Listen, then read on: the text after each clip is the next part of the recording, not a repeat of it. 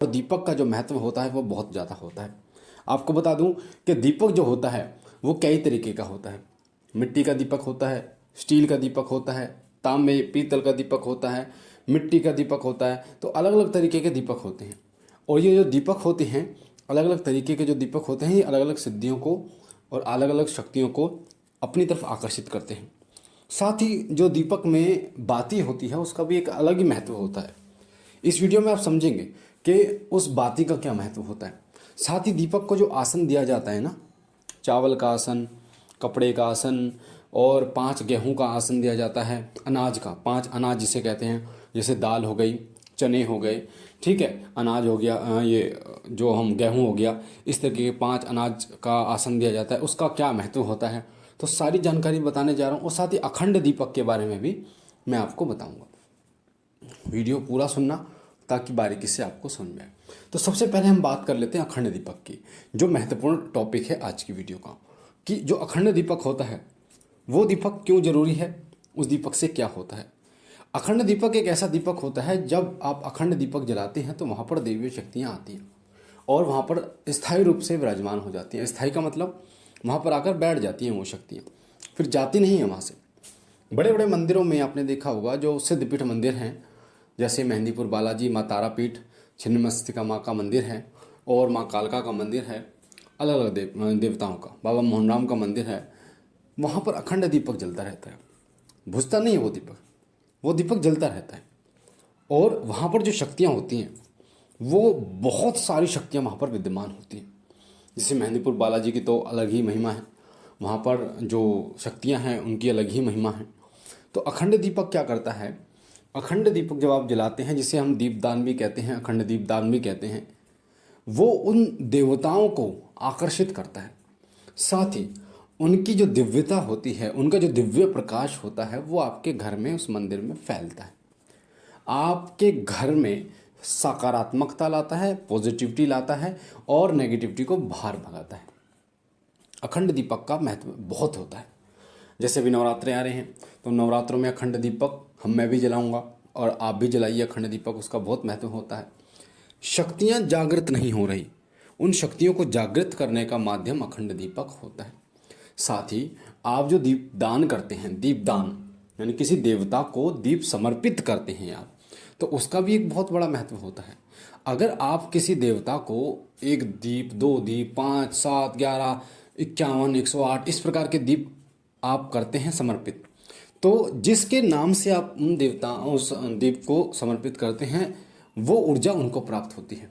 उदाहरण के लिए मान लीजिए आपके पितृ दोष हैं, आपके ऊपर पितृ बंधन में हैं, पितृ किसी न किसी तरीके से प्रेत योनि में हैं, तो आप 51 दीपक जलाकर सरसों के तेल या देसी घी का, और आप उन्हें समर्पित कीजिए बाबा भोलेनाथ को, हनुमान जी महाराज को, शनिदेव महाराज को, माता दुर्गा को, माँ काली को आप समर्पित कीजिए। भगवान श्री कृष्ण को कर सकते हैं, भगवान विष्णु को कर सकते हैं।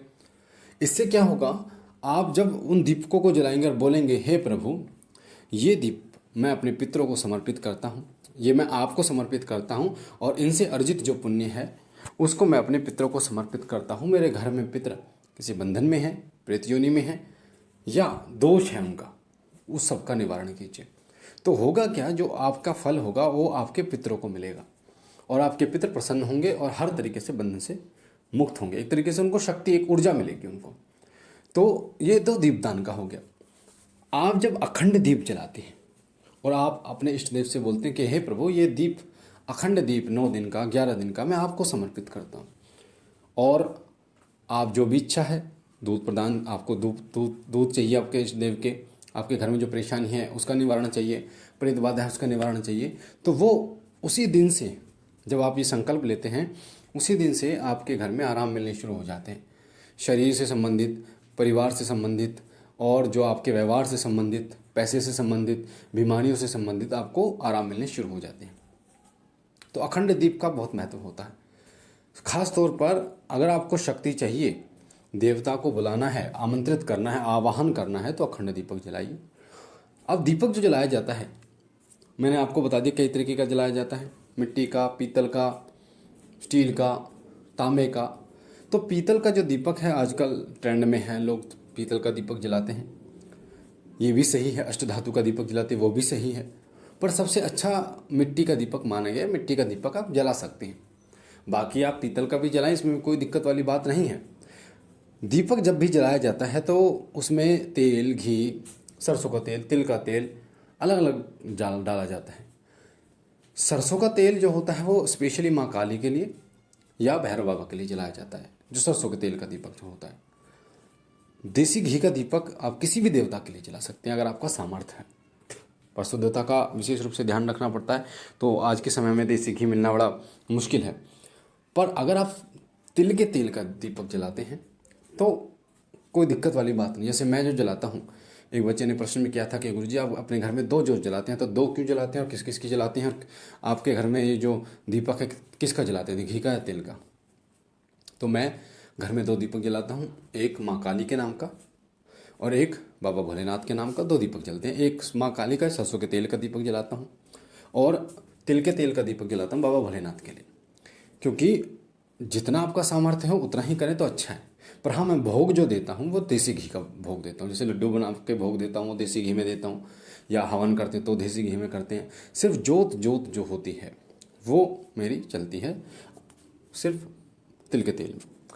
ठीक है। चमेली का तेल हनुमान जी को पसंद है, यानी हनुमान जी के लिए चमेली के तेल की ज्योति भी आप जला सकते हैं। ठीक है। अब हम बात करते हैं बाती की। जो बाती होती है, देखिए जो बाती होती है उसका भी एक अहम रोल होता है। अगर आप कलावी की बाती का इस्तेमाल करते हैं तो बहुत अच्छा रहता है। हनुमान जी के लिए स्पेशली लाल कलर का जो कलावा होता है उसकी बाती का प्रयोग करते हैं। और जो तिल का तेल आप जोत में डालेंगे उसमें सिंदूर हनुमान जी का आता है। सिंदूर, एक चुटकी सिंदूर भी दीपक में डाल दीजिए तो देखिए बहुत जल्दी हनुमान जी महाराज प्रसन्न होते हैं। और उसी तरीके से अगर आप माँ बगलामुखी की पूजा करते हैं तो बाती को पीले रंग में रंग लीजिए, पीले रंग में रंग लीजिए और हल्दी, चुटकी भर हल्दी दीपक में डाल दीजिए। इससे बहुत जल्दी माँ प्रसन्न होती है। ठीक है। ये दीपक की बात रही जो मैंने आपको बताई कि दीपक जो है वो किस तरीके, और जितना ज़्यादा लंबा दीपक जलता है उतना अच्छा रहता है। मैं अगर अपनी बात करूं, जो मैंने अपने वीडियोस में मैं आपको मंदिर दिखाया, दीपक दिखाया है। मेरे जो दीपक मैं जलाता हूं मैं सुबह जलाता हूं, 6:30 या 7 बजे पूजा करता हूं मैं। कभी कभी 6:30 बज जाते हैं तो 7 बज जाते हैं, 6:45, यानी किसी के आधे घंटे के फेर में पूजा करना शुरू कर देता हूँ। तो क्योंकि थोड़ा टाइम लगता है, जब उठता हूँ तो बर्तन वगैरह जो पूजा के बर्तन होते हैं वो सारे धोने होते हैं, अच्छी तरीके से मांजने होते हैं, मंदिर की सफाई करनी होती है, उसके बाद साफ़ सफाई करके उसके बाद करना होता है। तो आपको भी करना चाहिए। तो जब भी आप दीपक जलाएं तो सुबह एक समय पर दीपक जलाएं। और साथ ही जो मैं दीपक जलाता हूं, मैंने बता दिया टाइमिंग, मेरा दीपक शाम के 4-5 बजे तक जलता है। अब आप देख लो कि लगभग 10-11 घंटे मेरा दीपक जलता है। और कई बार तो मैं फिर उसी में जो है वो तिल का तेल डाल देता हूँ, सरसों का तेल डाल देता हूँ। मैं कहा चलो शाम की पूजा है, इसी में डाल देता हूँ, जल तो रहा ही और भी जलता है। ठीक है। तो इतना टाइम दीपक जलता है, तो आप भी कम से कम जितना लंबा दीपक चलेगा उतना अच्छा आपके लिए रहेगा। अब हम बात करते हैं बाती का, मैंने आपको बता दिया। अब हम बात करते हैं कि दीपक जो जलता है, सबसे पहले पूजा में दीपक ही जलाया जाता है। एक बच्चे का प्रश्न आया था कि गुरुजी आरती कब करें, भोग कब लगाएं। सबसे पहले मंदिर की साफ सफाई करके सबसे पहला काम दीपक जलाना। दीपक जलाने के बाद धूप बत्ती जलाना। ठीक है। धूप बत्ती जलाने के बाद आपके पास जो माला है, माला पहना सकते हैं, फूल वगैरह। उसके बाद आपको भोग लगाना। भोग लगाने के बाद चालीसा मंत्र जो कुछ करना है वो करिए, प्रार्थना करिए। उसके बाद आरती करना, उसके बाद क्षमा याचना करना। ये तरीका पूजा का होता है। पूजा में आसन का एक विशेष महत्व होता है। जो आसन आप लाल कलर का आसन पे आप बैठते हैं तो बहुत अच्छी बात है। उसी तरीके से एक दीपक को आसन देना होता है। दीपक को जो आसन दिया जाता है वो स्पेशली जो दिया जाता है वो इष्ट देव के हिसाब से दिया जाता है, रंग के हिसाब से। जैसे हनुमान जी के लिए लाल कलर का जो सिंदूरी, चावलों को सिंदूरी रंग में रख के और चावलों का अष्टदल कमल बना के उसके ऊपर दिया जाता है।